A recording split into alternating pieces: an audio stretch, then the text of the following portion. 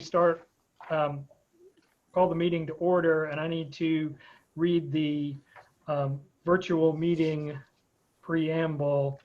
Notwithstanding any provision of the EDA bylaws to the contrary, as permitted under Albemarle County's Continuity of Government Ordinance adopted on September 2nd, 2020, Chapter 1283 of the 2020 Acts of the General Assembly enacted into law on April 24th, 2020, on the resolution of this body adopted on April 22nd, 2020, we are holding this meeting by real-time electronic means with no authority member physically present at a single central location.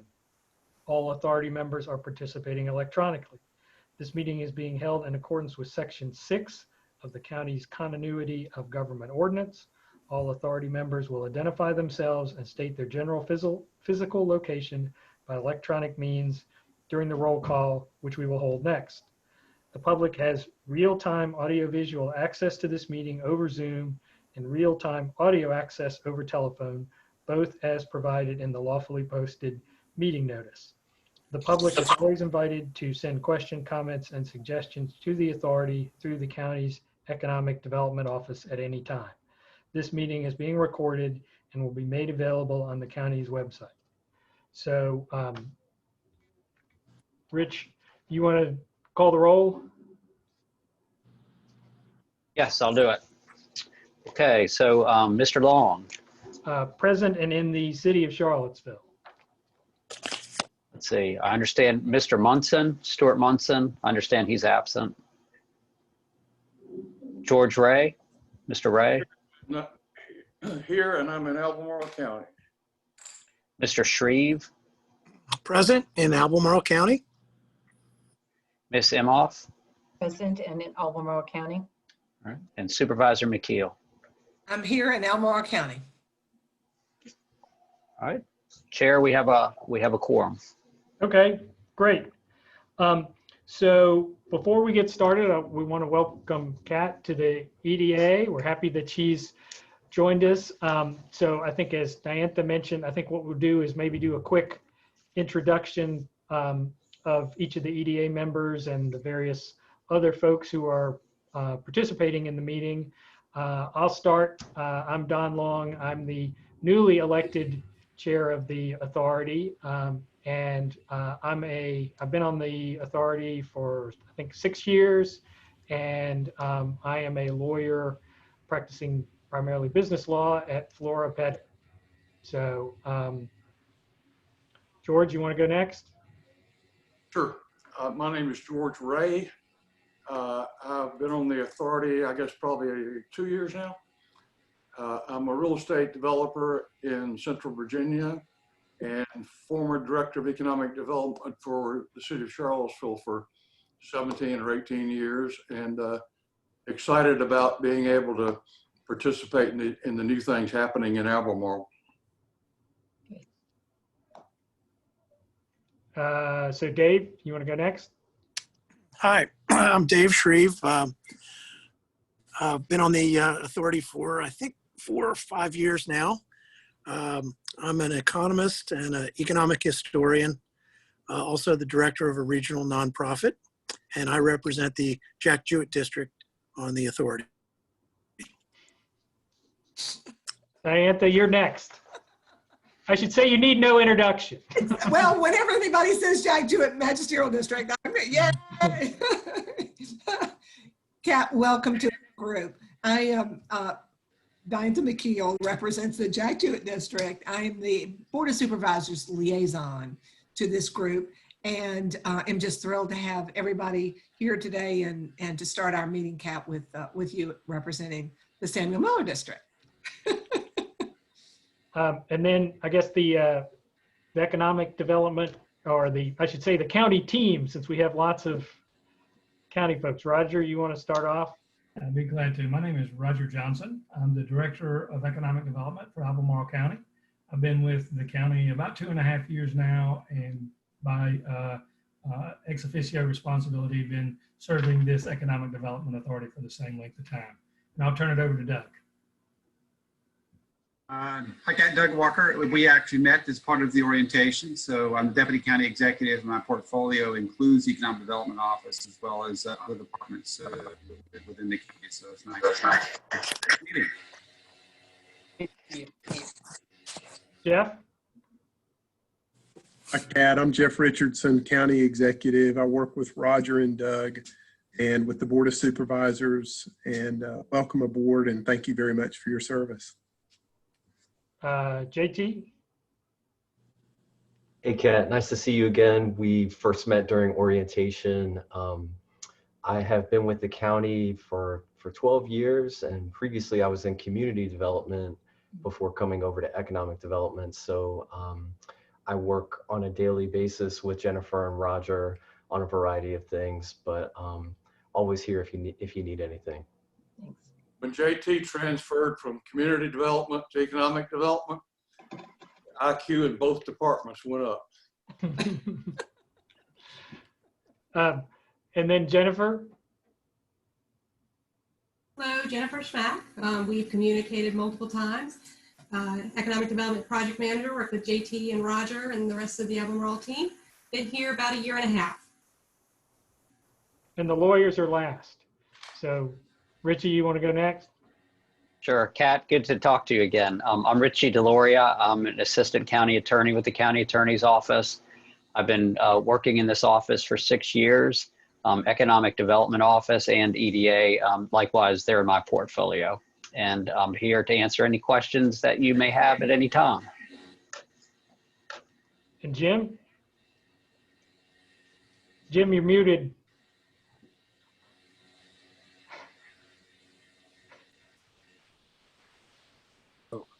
There you Good go. to see you again, Kat. Can you hear me? I can, thank you. Good to I'm see Jim you. Bowling. I'm with St. John Bowling in Lawrence. I've been with the authority since the beginning. And I do the legal bond issue work when it comes forward from time to time. Look forward to working with you. Thank you. Good to see you again, too. All right, Kat, you're up. Well, currently Senior Conservation Fellow for Piedmont Environmental Council, 3rd time I've worked for them.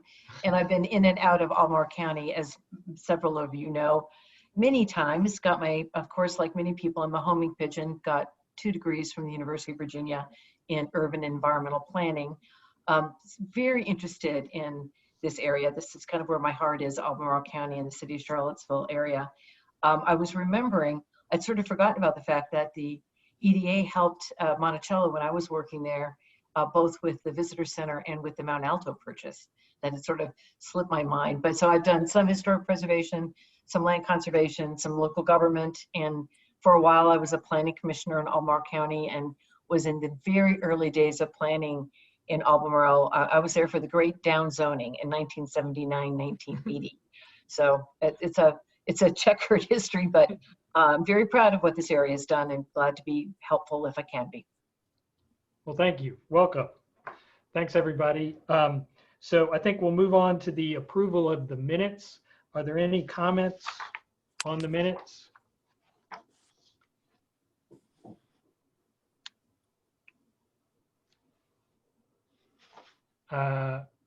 Hearing none, is there a motion to approve the minutes? I'll make that motion, Don. All right, is there a second? I'll second the motion. This is David. Okay. All in favor? Aye. Aye. Aye. And I'll abstain as I was not present. All right, financial report. So Dave, I don't know if, as the newly designated finance or treasurer, if you've had a chance to look at this or Yeah. tell us.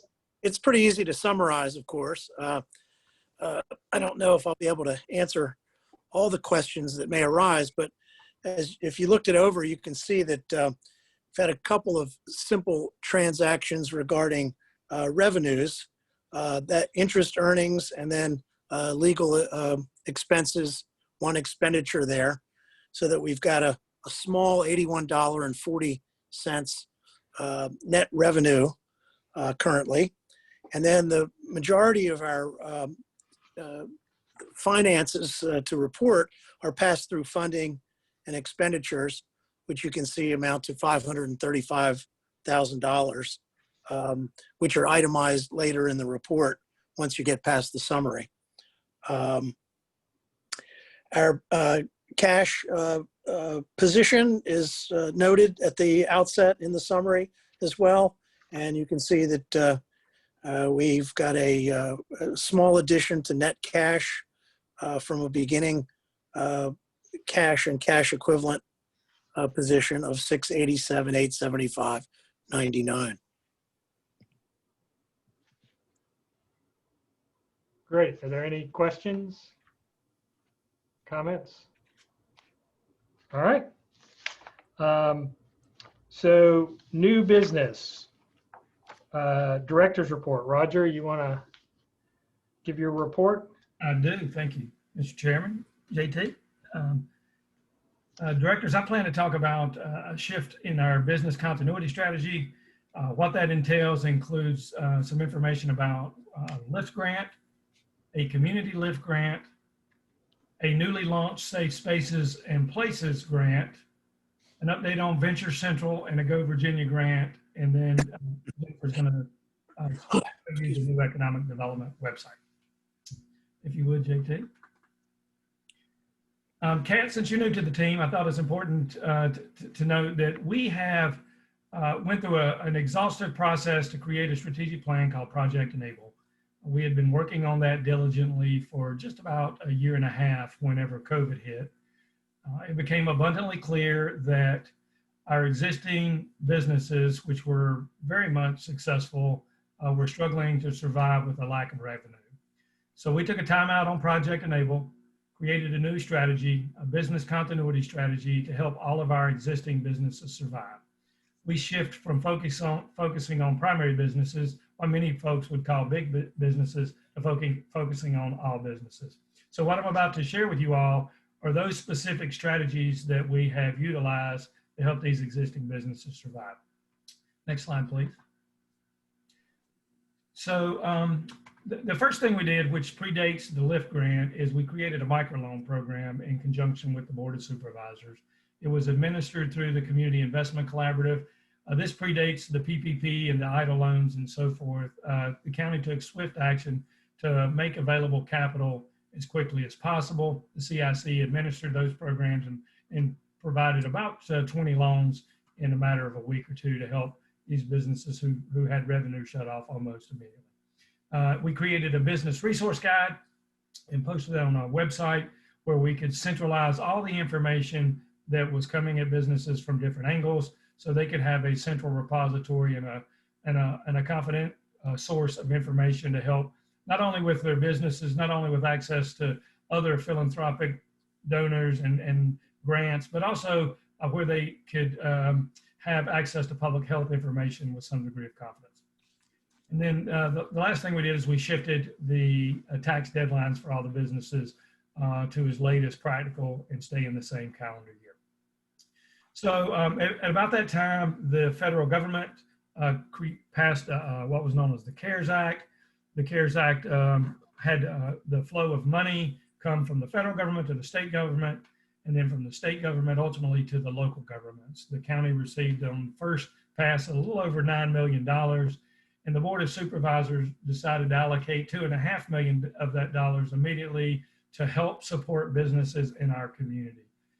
So that's when we being the economic development team and the organization as a whole, began looking at the best way to have a positive impact on our community.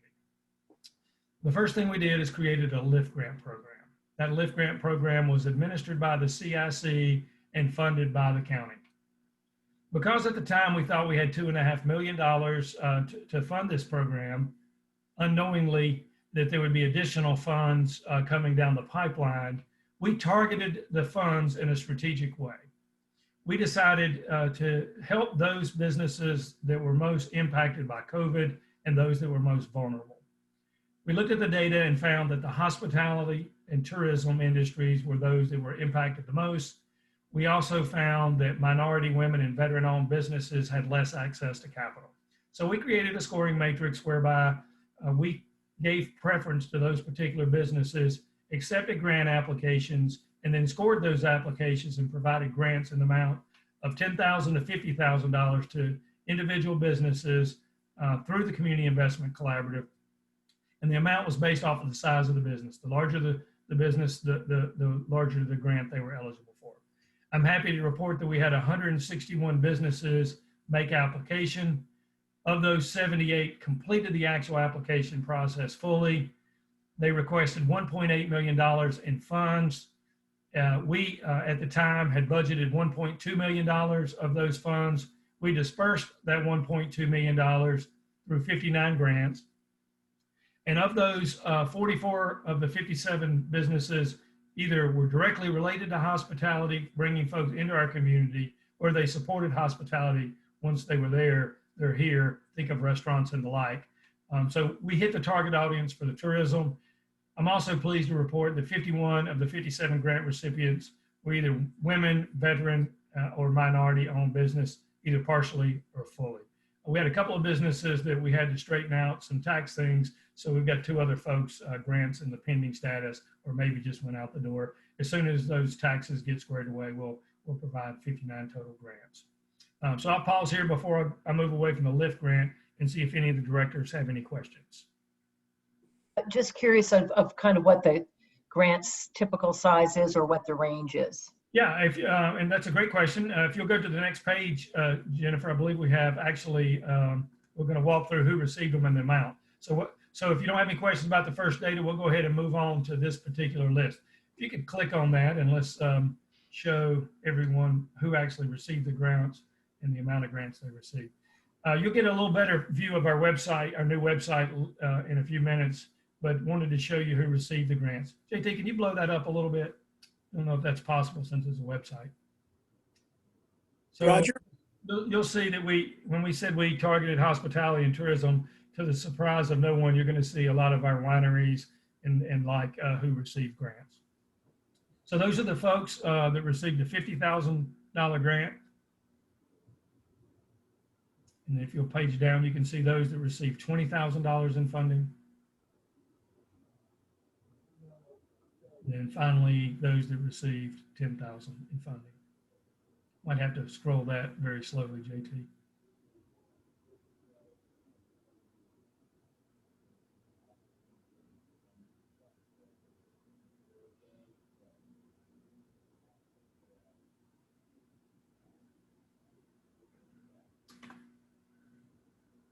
Does that answer your question, Kat? Directors, any other questions about the LIFT grant before we move on to our next grant? Roger, the 2 that are pending, is it because of unpaid taxes? Is that what you said? It could be, we just required that they be in good standing with the county. It could be unpaid taxes. What we've discovered is if someone pays late their taxes, sometimes there is a small fee associated with that, and the business was unaware that they owed a small amount of money, and we didn't want to disperse these funds while owing the county money. Okay, thanks. Yes, sir. So at the LIFT grant was successful, as you probably noted. So we worked in conjunction with the Department of Social Service and the Office of Equity and Inclusion, and next we targeted support for nonprofits. They too have struggled with income and revenue as a result of the pandemic. We launched that program on August the 31st. We kept it open until September the 14th. We had 129 inquiries. We've had 60 organizations complete the applications. And effective today, we started notifying the successful grant recipients in the nonprofit world. So we'll be obviously posting this information for transparency once we've notified all those that are receiving grants and those that are not, which will be likely middle of next week sometime. This fund, by the way, let me reiterate, the Community LIFT grant was also funded by the CARES Relief Fund, which is federal tax dollars and not local tax dollars.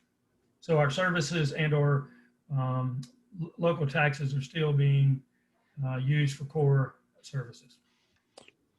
Roger, were there any special criteria, much like you did for the for-profit businesses in terms of types of service, Sure. directorship, et cetera? Yes, sir. We had three different buckets. One was really food, shelter, and security. And if you provided anything towards those basic needs, you actually funded with the Department of Social Services in the Office of Equity and Inclusions funding. That was one bucket. We had another bucket of eligible nonprofits, which were arts, entertainment, and cultural. And then the third bucket was those that were related to economic development.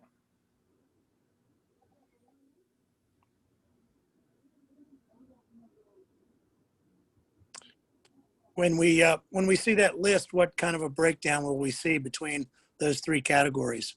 Most of them in the first? I think most of those that are actually receiving grants in round one, and I think it's important that I mention round one because we learned some lessons in round one where we may have a round two for the Community Lift Grant. Will be arts and entertainment was the largest bucket. Those that received the largest amounts of funding were in the food, shelter, and security bucket because they provided basic needs to those who were suffering the most. And then the smallest amount would have been in the economic development agencies. And are the distributions similar to the other round, kind of the 50, 20, 30, 10, whatever? They were not, Kat. That's a great question. They were in the amounts of 20,000 or 10,000. And we chose specific amounts to put a cap on it. We wanted to try to do the most good that we could and help as many people. We're not sure round two will have those same types of caps. We're subject to limit it to the amount of economic injury or harm they endured from March until September. These grants were basically, many of these grants were associated from harm that happened from March until June. Meaning that some of the same nonprofits and some of the for-profits would be eligible for additional funding in round two, assuming we were able to serve the remainder of the funds from. Were they eligible, Roger, if they had also received PPP forgivable loans? They were eligible. However, they were not able to submit the same expense twice. So if they used, they couldn't use the same harm to get a PPP loan and have it written off as well as this particular grant. CIC served as the third-party administrator who made sure that there was no double dipping, and as well as our team. Great questions. Any other questions? It's complicated to give money away, isn't it? What's that, George? It's complicated to give money away. Yeah, and particularly we put some pretty stringent parameters on it. We wanted to be strategic about where the first wave of funding went so that we tried to do so in a way that gave the county the best return on investment. Going forward, looking at round two, are you aware, Roger, of what the Charlottesville Area Community Foundation has underway right now for a similar round of grants for nonprofits? I'm familiar with it, Dave, but I don't know that I know the intricate details. I do know that Phyllis and Siri had considered combining county grant funds with the CACF and ultimately chose, I believe, to use United Way as a third party to administer grants through the United Way program. But I don't know the specific details. Certainly, if you have some information for the good of the order, feel free to share it. Well, I do, and I've mentioned that because I think given the scope of that program, it's probably smart to do the same thing with it that we've done here with the PPP. That is to avoid double dipping for the same injury, that's cited in those grant applications. They're likely to be fairly significant. It's a large program. So I'll get into a little more intricacy behind what happens behind the scenes. We have a cross-departmental team, which includes communications, Department of Social Services, Office of Equity Inclusion, information technology, economic development, and then we have an outside party with the CACVB who also has been helping us vet these particular programs and make recommendations. We meet weekly and work through these types of details. I tell you all that to say, Dave, this will be the first agenda item that we discuss next week when we get together to make sure that what's happening gives consideration with what CACF is doing. And I think they plan to announce their recipients on around October 15. So it should be happening. We should know about that fairly soon. Okay, thank you.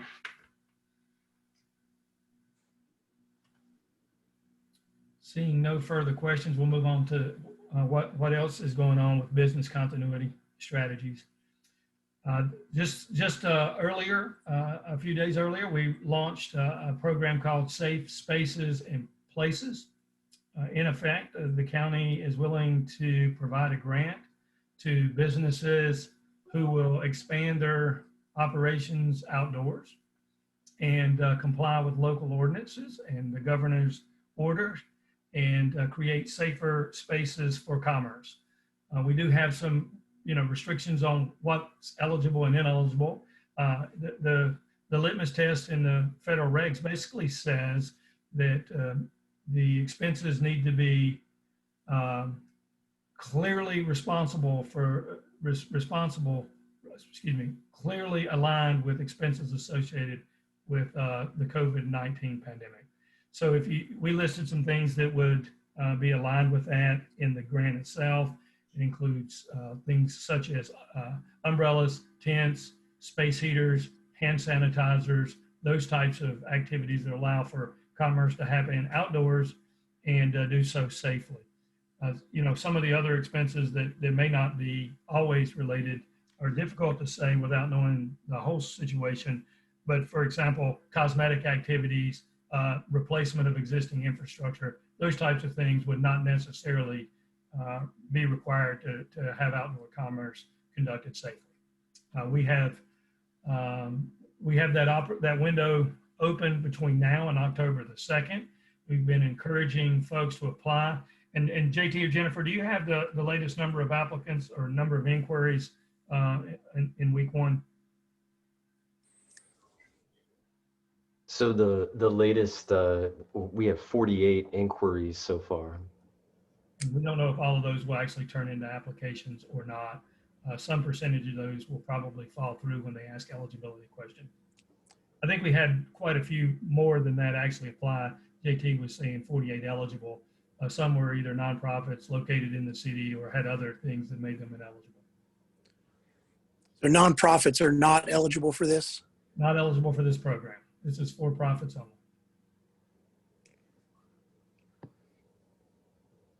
So that's currently in process. And then if you'll hit the next slide, JT. And it just Roger, just so I understand, why did you not think about nonprofits? I'm kind of thinking about some of the food banks and people that have moved a lot of their business outside. I was just curious if there was a rationale of why you excluded nonprofits. Sure. The task force that has been formed was tasked with economic development activities. There is a separate group that is funded for through the Department of Social Services as well as Office of Equity and Inclusion. They have a pot of funds to help with organizations like nonprofits. I just want to say for the record, nonprofits are also business, Yeah. So I always find that a very odd differentiation, and maybe it comes from having worked a lot in the nonprofit field and for some big nonprofits like Monticello. So I think I'd like to see us kind of reconsider that in the future. Sure. Yeah, I would second that too. And as you know, Roger, we have a really high concentration of nonprofit businesses in the greater Charlottesville area. So it's significant in economic development terms. Sure, I'll certainly bring that back to the task force that I mentioned before, and we'll broach that subject as well and have a report out for you next month on the results of that. Anything else related to safe spaces and places? And just to clarify, this is a program unique to our EDA, correct? It's not an arm of a larger grant program? Well, it's a county project. I don't know if it's really the flow of money is not going to go through the Economic Development Authority in this particular scenario, Dave. It's going directly from the county to a nonprofit CIC. But this is unique, to be quite honest. Most communities in Virginia are providing money and saying it's fungible, and if they want to spend it on outdoors, they may do so. It was our recognition that round one of our LIFT grant was spent primarily on expenses that we hoped, payroll, leases, utility bills, which was great. We thought it was also important to be strategic about preparing our community for the long term. And by restricting these particular use of these funds to expansion of outdoors, the economic development team feels like we're putting infrastructure in place for them to be successful long term. Think about tents and space heaters and expanded capacity. It allows them to serve a larger number of customers than maybe local ordinances and or the governor's ordinance allows currently. So we're hopeful this will help our commerce in the long run.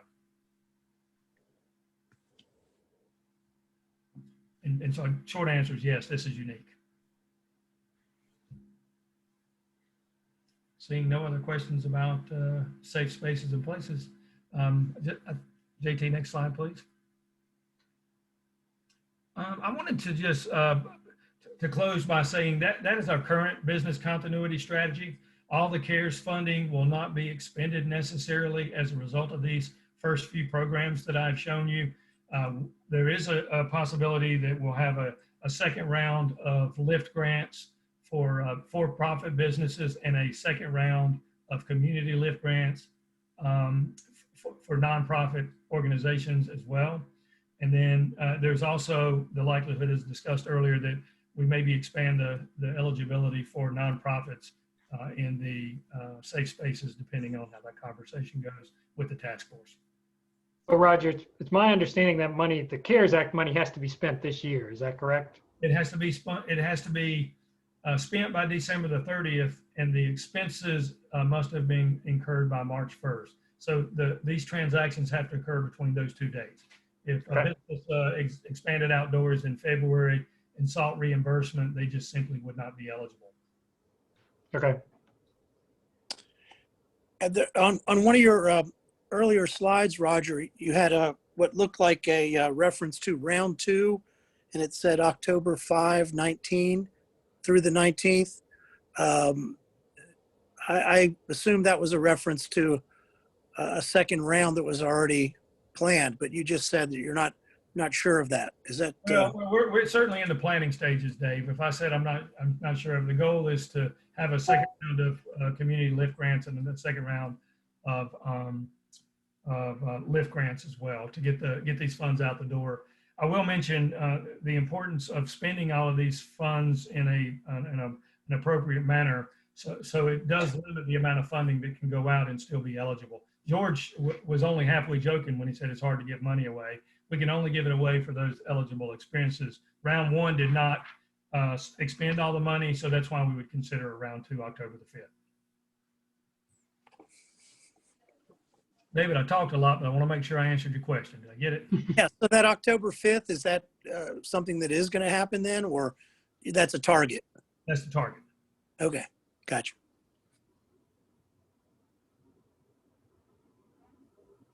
All right, there's our business continuity. That's the result of our business continuity strategy to date.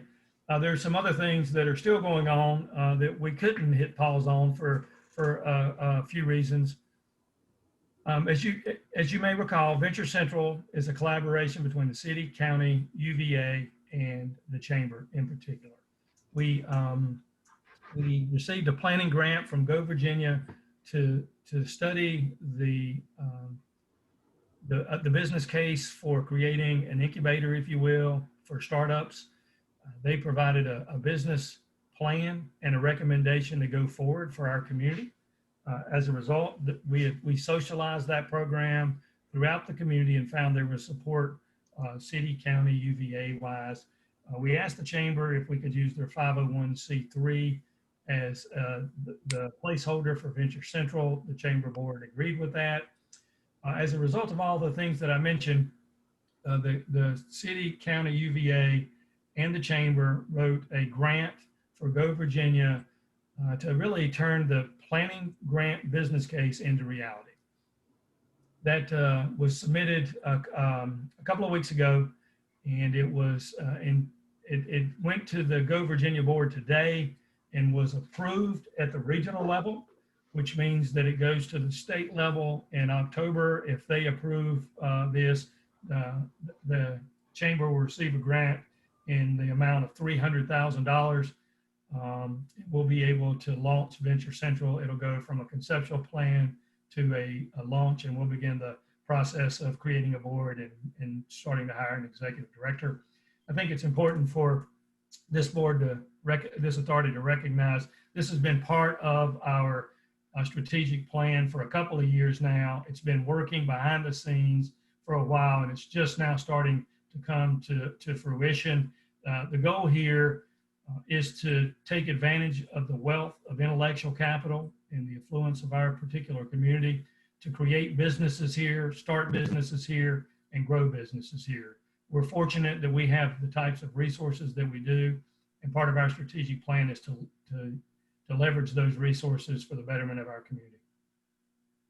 Any questions about the Go Virginia grant?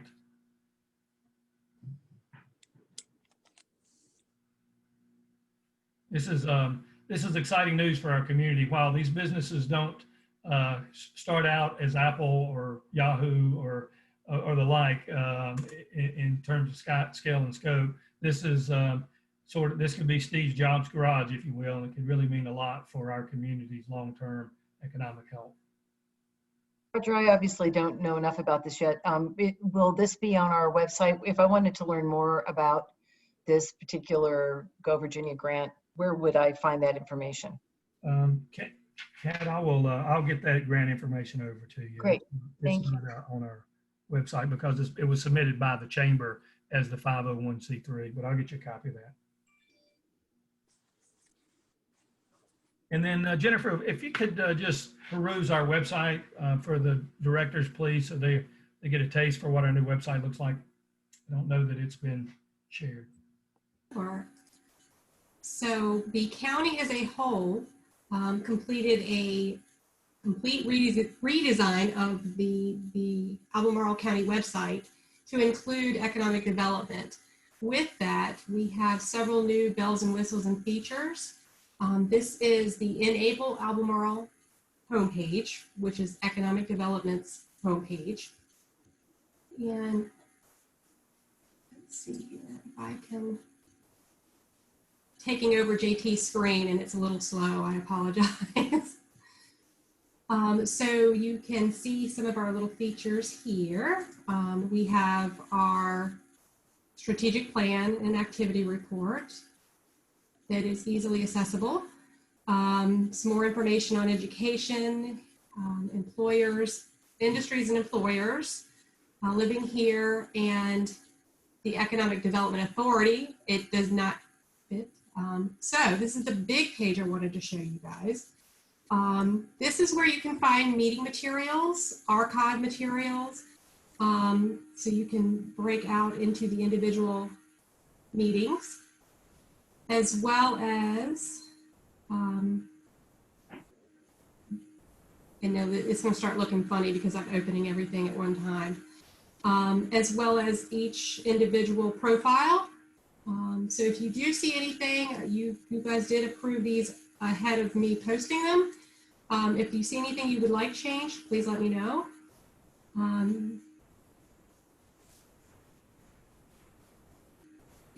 Here's everybody. Kat is obviously new, so hers will be added as soon as we get her information. In addition, citizens, developers can reach the Economic Development Authority as a whole by clicking this particular button and go directly to their email. There's also meeting information. Jennifer? Yes. Can you show the whole team? You might as well, we got to see everybody except for Diantha. And oh, I'm so sorry. I'd love to see. I thought I clicked them all. I'm real. This is my baby. I'm really excited. perfectly all right. Didn't mean to skip Not you. a problem. You are very important to us. Not a problem. Supervisor McKeel, where her information is stored on the main page, this will click over and actually we're going to lose. We're going Redirect. Yes, we're redirecting. That's it. So here is her information, which is very. I need to go see if that's actually current. So, hopefully this will let me go back. Founding ordinance, board info and roster. This will take you over to the boards and commissions page. Meeting information. I also wanted to show you some information here, as well as for the public. After the meetings, the video recordings will be posted on this particular page. On each individual calendar page is where you will find the meeting recordings. We hope to have those up within 24 hours. It takes a little while to download and upload. You can also find agenda and minutes on the calendar page. So yes, so that is the EDA page. And Very nice. got excited and skipped around. There is also additional information about our different partners, workforce, rural, and business partners. There's individual links to, so if you open one, it'll take you to their page, which was a nice little feature that this allowed us to do. If you remember, our other site didn't allow us to do all these things. Is there lift grant information under the resources tab? Yes, sir. So let me go back to the homepage. So you can get it in two different ways. You can get it by going to albemarlecounty.org/COVID-19 business. You can also get to it by the enable. There is on our homepage, you can get to it. This is a breakout. You can also get to it from going to business resources. So these are all of the different tabs that you have under this particular business resource guide. The COVID-19 is the first one up, and here's the safe spaces and places information with some links in here to the webinar we had on Friday, as well as the application guidance, and a link to the inquiry as well. Community Lift Grant. The application window is actually closed right now, but it does still remain on here. Another thing to point out would be the Lift Grant, which will change if the information comes available, or as it comes available, let me say if. In addition, we have the emergency ordinance for businesses, so if they need additional information and clarification. Project Rebound is in here with a link to the Rebound study report. And then we have state resources. These are the, we update these as we get information from some of our business partners, VEDP, VITA, and then some national business resources. Some of these are grants, some of them are loans, some of them is just information.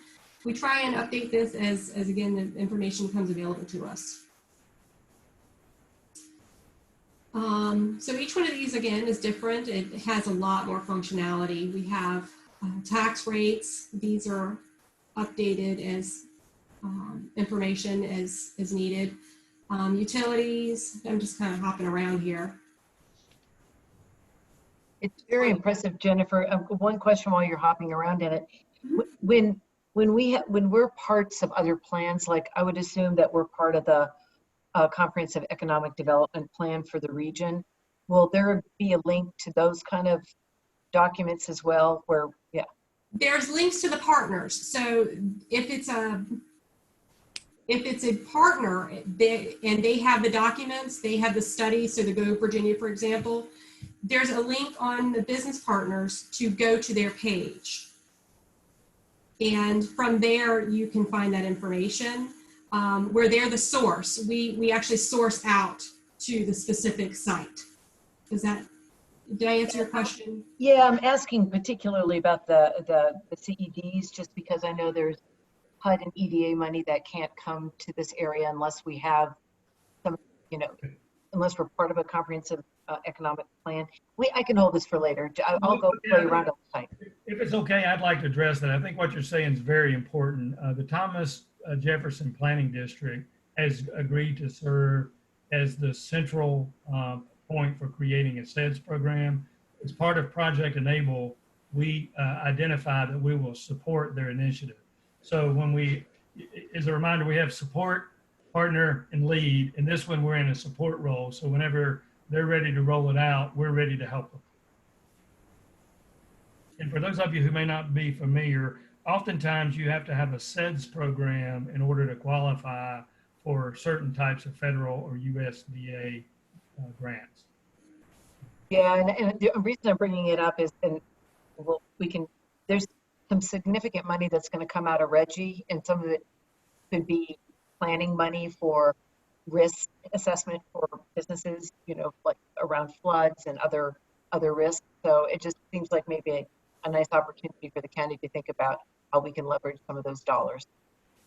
We can certainly, we'll certainly research SEDS and see what the status is, but I'm going to take a shot in the dark here. I know that JT spoke with Chip not so long ago. JT, do you have any update, or do we need to go back and find out what the status is? I think there continues to be interest. I think that COVID has interrupted the schedule that he was originally planning to pursue a SEDS plan, but it's not fully off the radar. He wants to move forward with it, and it's just a matter of addressing some of the pressing community needs as a result of COVID first, I think. I would add that, this is Doug, I would add that he is, last I talked to him, was encouraged about getting federal funding support to advance that initiative. I agree with JT that it's been obviously impacted like everything else with other issues, but I think it's more than on his radar. It is a part of his working plan, and I can't offer anything else at this point. So I think he's optimistic he's going to get support from moving forward.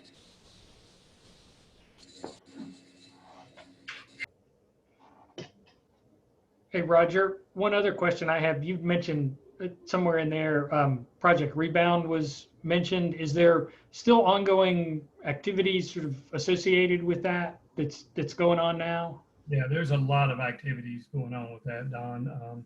So to level set for everyone, Project Rebound was was led or convened by the Chamber of Commerce, and it was supported with a steering committee, which included the city, county, and UVA. And we pulled together over 300 volunteers from all different economic sectors throughout the community to come up with a regional plan. And in that plan, KPMG was hired to provide a final report. In that report, the biggest finding from the businesses was the lack of consumer confidence, lack of employee confidence, and the lack of business owner confidence in how COVID was going to impact their particular economic sector. So amongst other things, the chamber is convening different work groups for each one of those economic sectors. They're launching some new teams that would be different than what they had previously done to figure out what the next steps are. And additionally, they began taking other steps. JT, if you could blow up the blueprint, maybe if you could keep going fast forward, there's a diagram, keep fast forwarding there. And I'll keep going till you see a pinwheel. Well, this is it. So if you'll go back to the first page, this is in written format. Each one of these particular action items from 1.1 all the way through has an action item for each one of them, Don. The chamber has taken the lead on identifying who that actual lead person could be. You know, they obviously have to ask for partners' contribution, but each one of these may vary. So the chamber's not leading all these. They may be convening the right group, or they may be reaching out to the appropriate business partner to conduct each one of these. 2.2, whether just go back to 2.1, JT. Let's just stay there for a minute. Like, who's leading the buy local campaign, who's doing the sponsor days, who's putting together the email communication, who's doing the educational campaign. All of those things are being determined through the chamber and the chamber's board at this point. Okay. Great question. Thank you. Roger, I just have a process question, to be honest with you, about the new website, which really is wonderful, just looks so much better. It's just a refreshing change. I guess my question is really more for Jennifer. It's about how easy, I'm assuming that the website, not only this one, but the others throughout the county, are easy to change and update.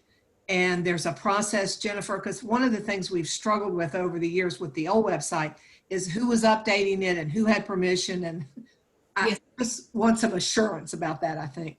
Yes, ma'am. So our CAPE, IT, and PMO office have been wonderful to work with. Each web editor went through some training.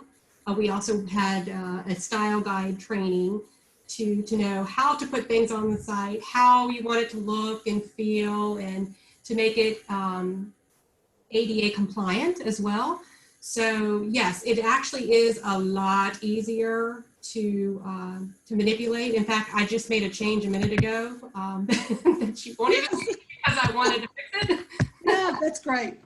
That's great. So Good yeah, to, it's very easy. yeah, thank you. So yes, a couple quick more things to show you. Available buildings and sites. This is a patch through into the Virginia Economic Development Partnership.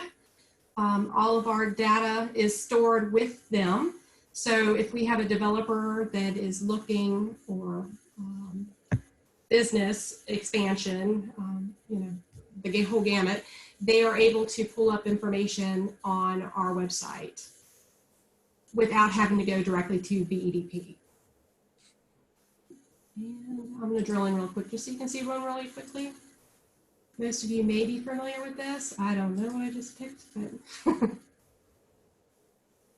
and it gives JT's information up here so they know exactly who to contact, and some specifications on the buildings. We also have our studies on here, the retail strategies study, and the marketing information for that, as well as the downtown strategies, strategic vision for Crozet. We also have, real quick, public-private partnerships. This highlights several of our projects that we have ongoing. So if you need a quick refresher, some of the information's in our financials and you're like, which project is that? Some of them are in here. Most of the ongoing are in here. And again, we update this as information changes. So Jennifer, this was outstanding. And what Jennifer's not saying is she's the person who did most of the work. So you can hear it in her voice. She's proud of this and should be. She's the one that made this come to fruition. Not that JT didn't contribute, but this was certainly one of Jennifer's lead projects. So for the sake of time, Jennifer, I'm going to move on over to Albemarle Business Campus. And you guys have any questions about the website, Jennifer will avail herself and be glad to walk you through it. Let me give JT his screen back. Roger, are we doing Woolen Mills or ABC? Yeah, I'm sorry, I got them in the wrong order. Woolen Mills is next. Okay. All right, go for it. Richie?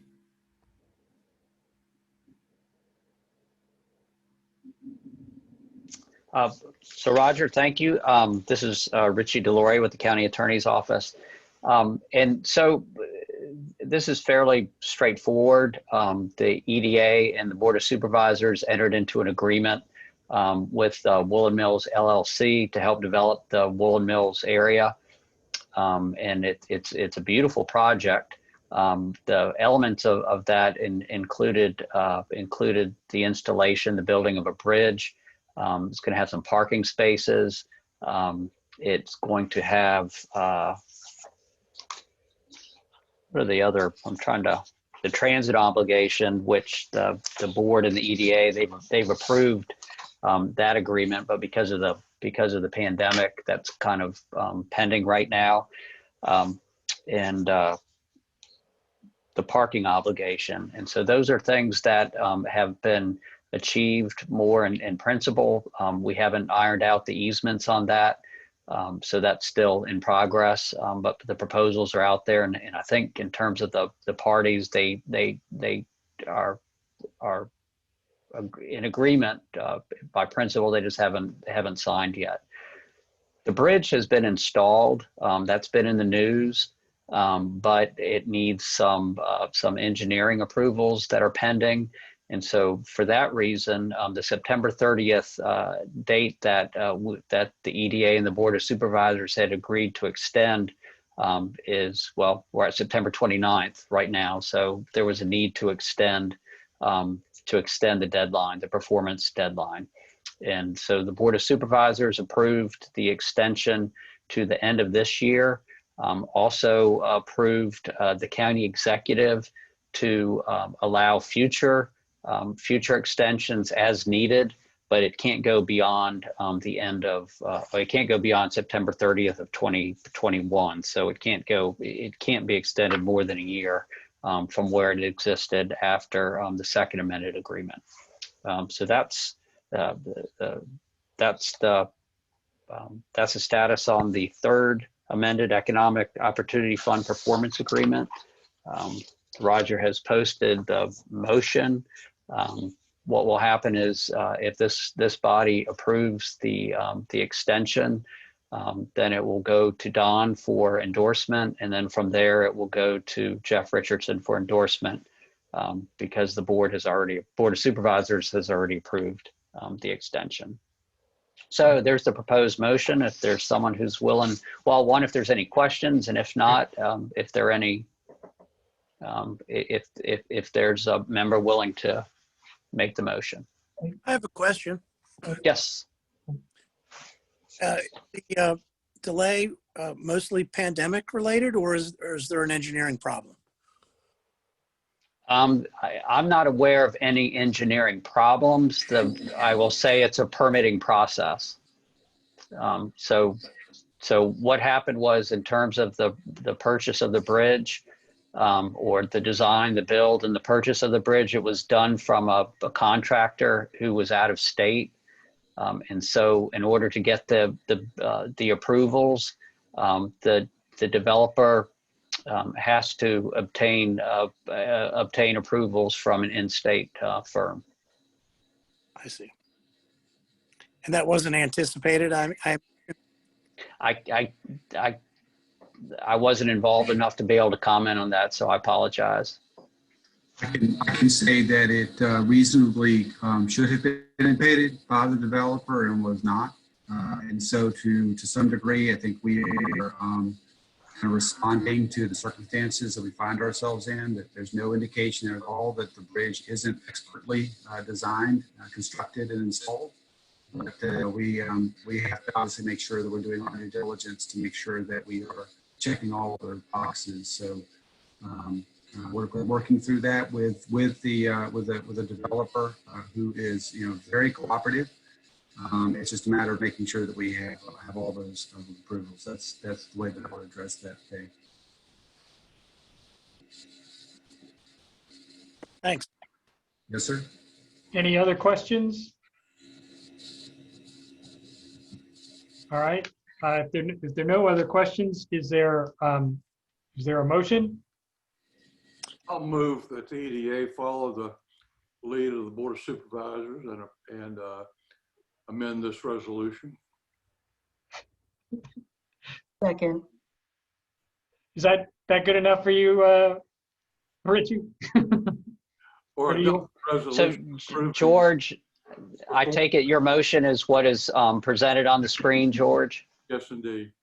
Thank you. Verbatim? Yes. Thank you, sir. All right. There was a second, I believe. Hard to be creative around here. then I think, looks like we need a roll call vote. Did you get a second? I We would. did. All right. Rich, you wanted, Yes, sir. I can do the roll call. okay. So let's see. Ms. Imhoff, Aye. Mr. Shreve, Aye. Mr. Ray, Aye. and Mr. Long. Aye. All right. All right. Motion carries. The resolution is adopted. All right. JT, you want to give an update on the Albemarle Business Campus? And before we start talking about it, I don't know, I'm presuming that we're not taking any action on this item, but regardless, I'm going to recuse myself from any of the discussion related to it because I represented the developer in this agreement. So I'll, to the extent anything needs to happen, Mr. Ray will need to lead us. Okay. Well, thanks, Mr. Chair. You're right. There's no motion or action being requested among the EDA this evening. This was just a quick note to update the progress on the project. This slide shows that the development agreement that Richie and our chair helped to draft between the county, the EDA, and the developer. And I thought it would be best to look at the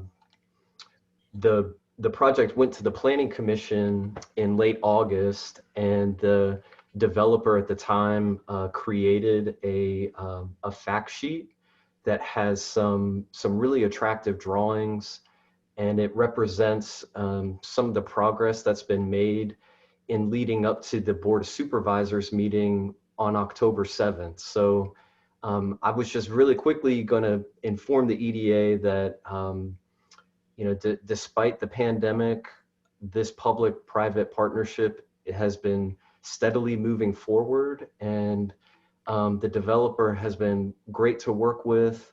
We're in regular communication about progress that's being made on his end leading up to the public hearing with the Board of Supervisors on October 7th. And we're optimistic about the continued progress here. So for the directors that may not recall, this is on the wooded acreage that's right across the street from the county office building along 5th Street. And there's a mixed-use development proposed on the 13 acres that straddle Old Lynchburg Road.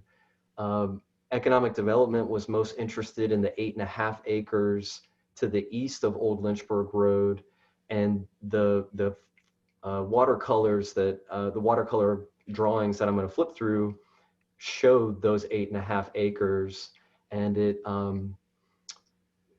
I think the top drawing here on the screen captures the sort of the latest vision for the project, and it includes this building down here on the lower side that includes 25,000 square feet of Class A office space for the Economic Development Office to market and find the opportunity for a growing primary business to locate here. Prior to the pandemic, there was a lot of interest among growing businesses in our community for Class A office, and we had a lack of available product. And so this public-private partnership was focused on a variety of public elements, but mostly for economic development purposes, the establishment of a Class A office space that could attract the kinds of tenants that you might think of with a willow tree at Woolen Mills. And so this is a fact sheet that the developer created. It includes this really easy to understand timeline. Here we are in fall of 2020. The developer's going through the rezoning process. We're going to the board October 7th. If it's approved by the Board of Supervisors, we'll be supporting their request for expedited review. They'll begin marketing this as an opportunity zone site that's available.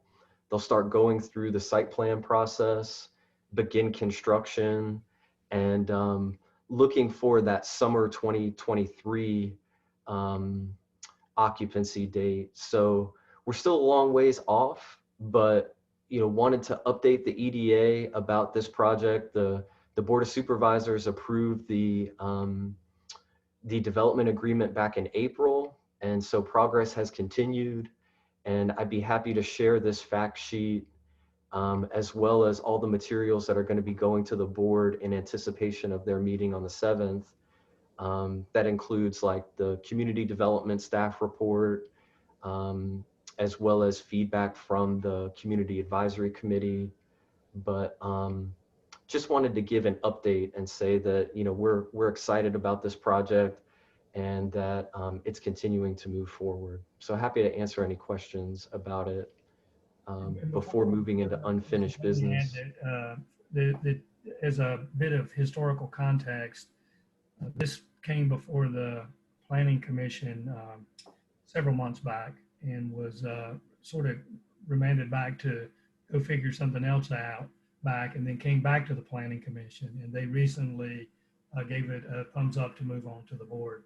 So we're cautiously optimistic that this could be approved by the board and our development agreement would be in effect. And so we'd be back in front of you perhaps as early as October to talk about this particular development agreement.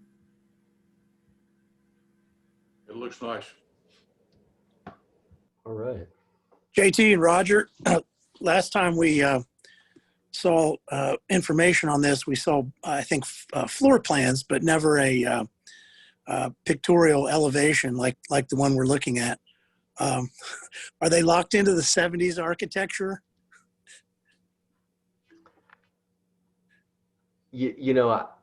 I'm not sure to the degree to which there will still be an ARB review that will talk about the materials and the architecture and that those sort of things. I know that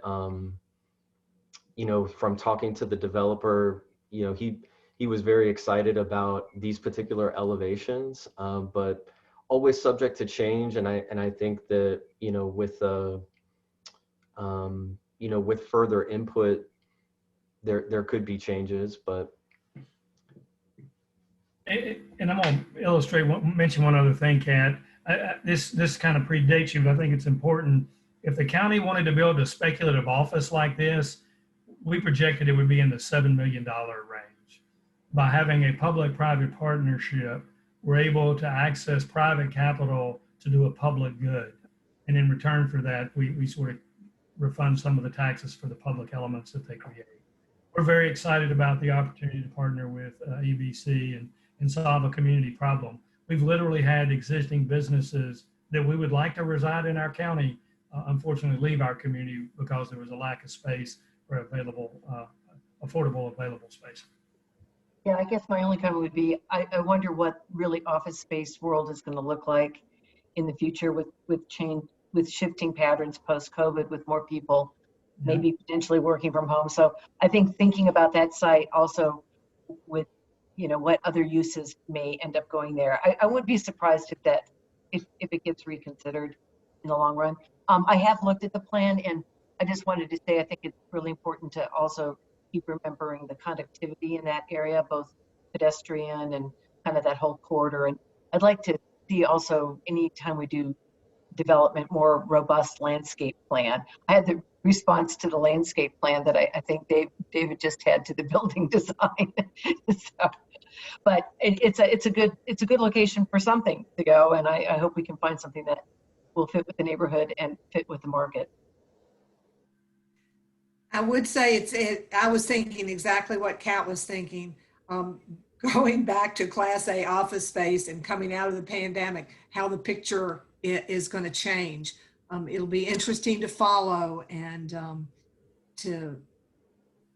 I think it's going to be important to follow this and see how this actually plays out with what the needs are going to be going forward. Roger, the assumed efficiencies here with the partnership would really have to revolve around a comparison between our lease obligations and what would be the prospective financing if we took it on ourselves and borrowed the money for the construction.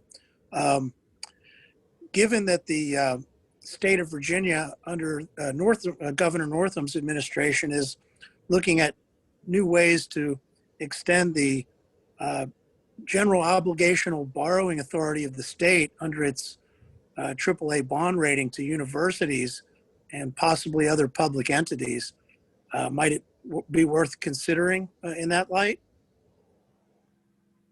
Yeah, it certainly is, but I don't want to move too far down the path. We have an existing MOU with the Board of Supervisors that limits the authority the Economic Development Authority actually has, and I think land ownership is part of that MOU. So we'd first have to address that with the board before we went too far down the vetting of that. I will say there are many economic development authorities that own property, use the income from those properties to provide a sustainable business model for funding future activities. Mm-hmm. And I think there are some discussion. I think there are some that which even subsidize that space to some extent for targeted businesses. They sure do. And you know, one of the, I mentioned the financial benefits of having this public-private partnership. I'll also mention one of the things that that is difficult for a business to do is wait on a community to make a decision about what can happen in a space when they need space right away. So this process will take a speculative building really all the way up to the construction itself just about. So this thing will be almost Tier 4 ready to be built whenever a business comes here, which can shorten the window by about 18 months, which makes it practical for us to target a business to grow there or go there. When it's an 18-month process, it's really difficult for the businesses to wait that long to determine if they have a space available for them or not. So it's not just the financial aspects that we're gaining here as a public good. We're also getting the expedience to a decision that will be of interest to our potential businesses in the future.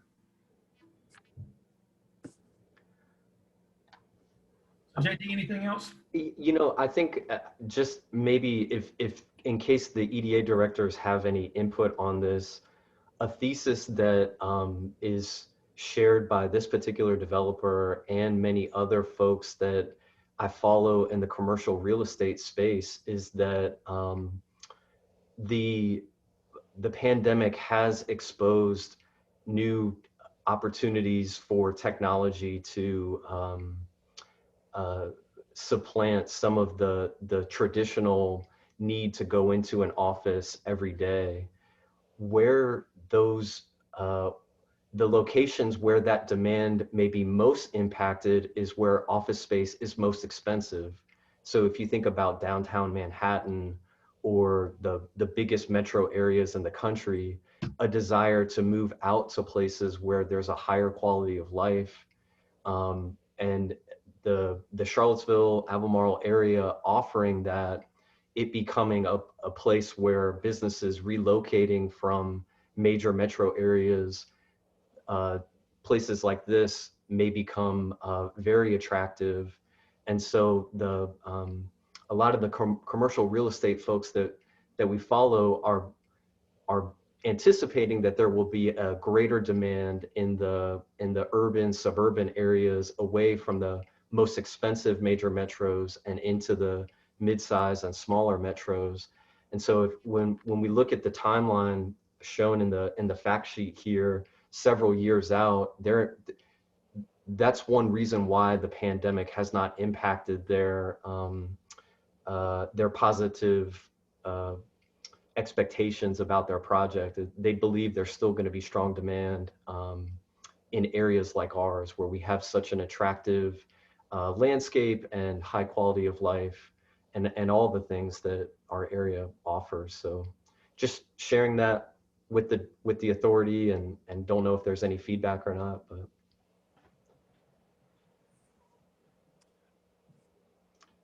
George, not to put you on the spot, but I, wonder if you've thought about that or have any comments on that. I've got 4 Class A office suites now that are vacant, and I've had to lower the asking price significantly, and they're still not attracting a lot of attention. Some of it, I think, is COVID related. Another part of that is that some of these employees who were so excited to work from home are changing their minds, and their productivity is suffering because they got to watch the kids, and they look over their shoulders and see that project they haven't finished at home. And so I think there's a reversal of that earlier trend where people were so concerned that office space was going to go vacant because people were going to work from home. Thanks. I think there's one other factor we may want to consider too, as we plunge into this sort of thing. If it does develop as you suggest, JT, and that is that we could see a little bit of that phenomenon which affected places like the Pacific Northwest, where less expensive places to live in Oregon and Washington were negatively affected by the influx of emigres from California in more expensive places, and it does jolt the receiving communities in myriad ways that are worth considering.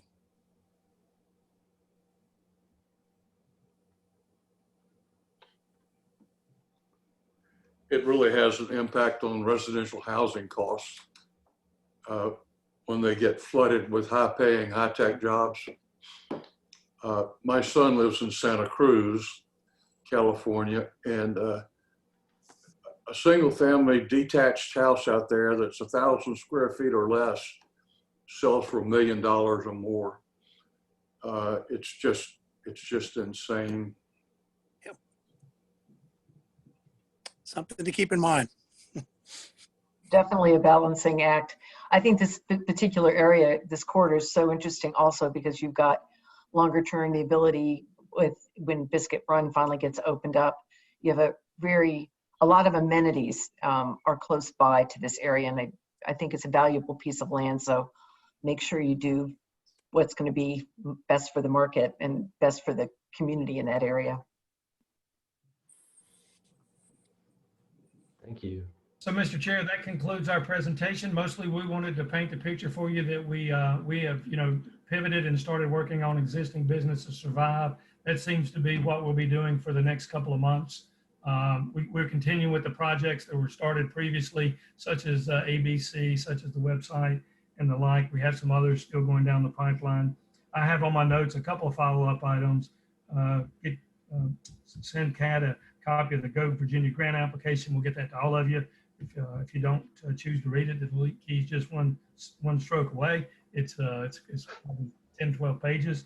I also have a note to circle back around with this board and consider nonprofits for the Safe Spaces grant, as well as follow up on the SEDS application status. So we'll have a report for you on that information next month.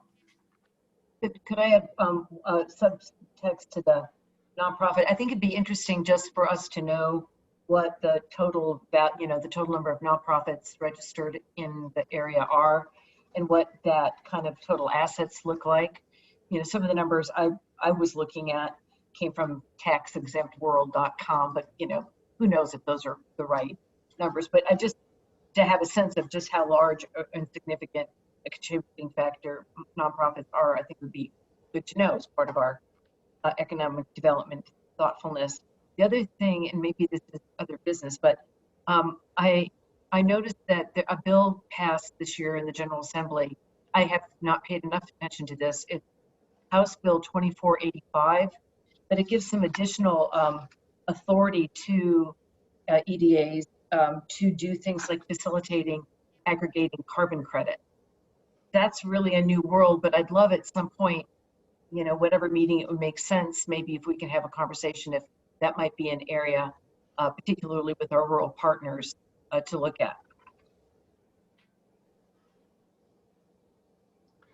Kat, KT, that was you were nodding your head. piloted in Orange County in part, the carbon credit.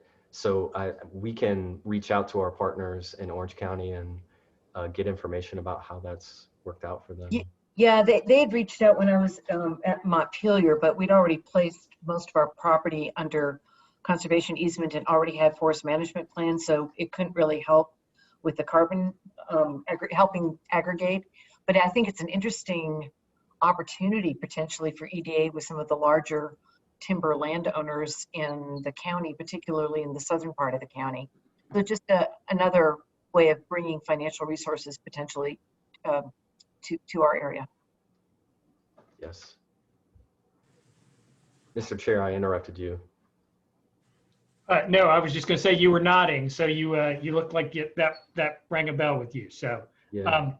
So any unfinished business? I have one question related for Roger, related to, or JT, related to the VGIP and TIF agreement underway. Could one of you summarize why with Willow Tree and with CVEC, no payments have been made? What kind of hiccups have we faced there, if any, or if there's some other reason for the delay? I'm sorry, Dave, which one? I'm a little confused by the question. We did make payments, I believe, $500,000 through the Commonwealth Opportunity Fund to Willow Tree. They met their obligations under that particular grant. And is that what you're referring to? Are you referring to the VGIP portion? Yeah, the VGIP portion, and with respect to the cooperative, the electric cooperative, the TIF agreement there. I can certainly speak to Willow Tree. They had to first establish a county business license to be eligible for creating jobs in our particular county. We did not want to make payment to them for jobs that were created elsewhere. I think they established that just recently, moved in as last month. They had a little groundbreaking, but they have not yet fully moved their folks in. We don't expect there to be a problem meeting the VGIP numbers. It's just they've had some delayed hiring with the pandemic, and some of their projects were placed on hold, but they gave us a report that said they fully expect to go back to ramping up and hiring again. So I suspected that was the case with Willow Tree. With the electric cooperative, what's been happening there? That was a 2018 agreement, I believe, wasn't it?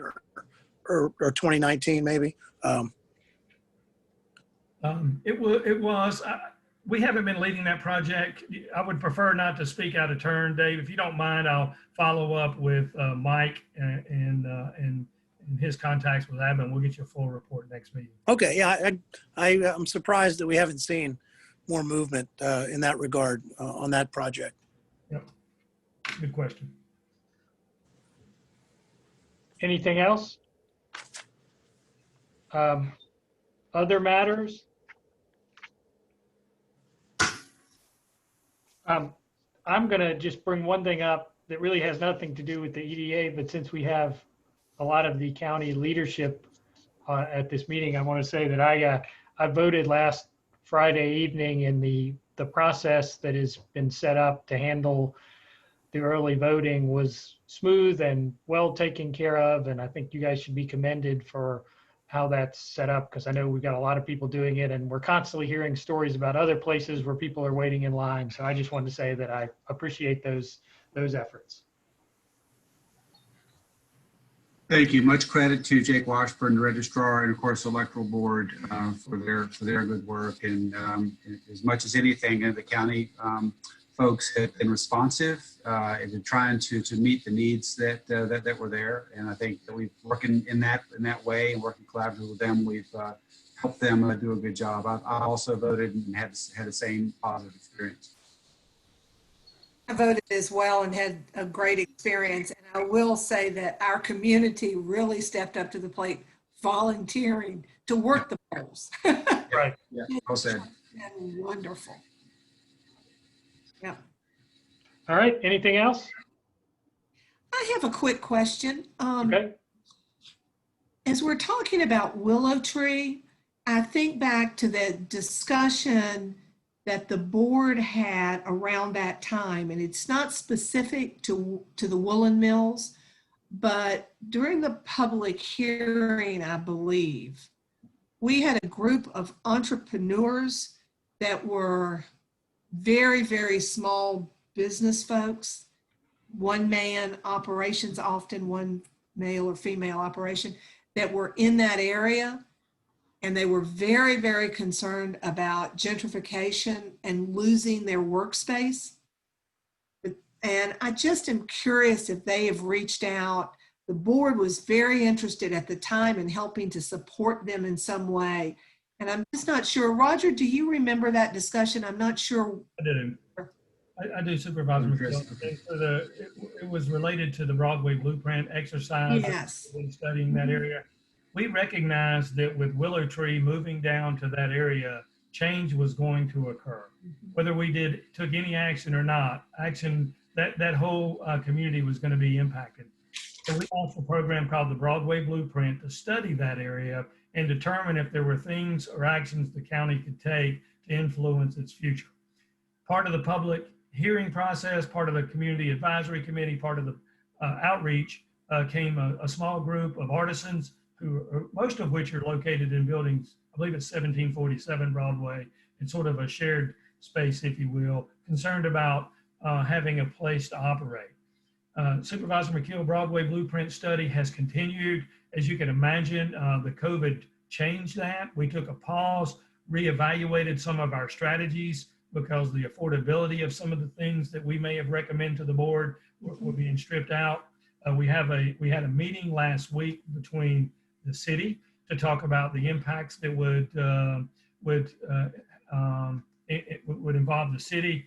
Out of that particular meeting, there was an agreement to investigate whether or not a joint planning commission meeting was in order for this particular subject, so that we could walk lockstep with the city in planning for that particular area. Not only does it include, although it's actually in the county, the area we're talking about planning, it's sort of a peninsula into the city, if you will.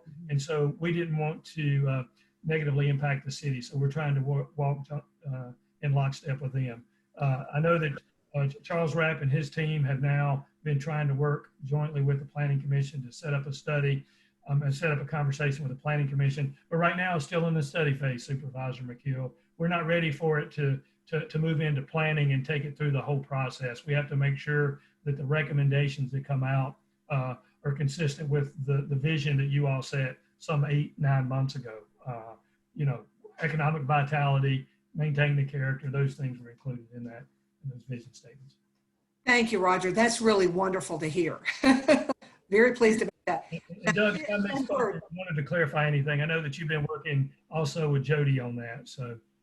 Yeah, just to acknowledge that the planning staff would anticipate that consideration of this area be folded into a strategic comprehensive planning work when it gets underway here in the coming months. And I think it's a good opportunity to kind of transition from what the study has revealed to what we might want to kind of consider from more of a land use planning standpoint. There is still also some engagement with business owners in that area. I believe JT, that's part of the next step is to try to touch base with them here in the near future as well. So I would just add that. Well, that's great to hear. Thank you very much for the update. I appreciate it. Yeah. Okay. Anything else? All right. So our next meeting is October 20th. I appreciate everybody's participation, and I guess we will be adjourned. Thank you very much, everybody. Thank you. Wow. Thanks, guys. Jennifer, do you want me to come to your office tomorrow and sign all that stuff? Sure. Okay. I'll shoot you an email and I can come down and just get everything signed at once. All right, sounds good.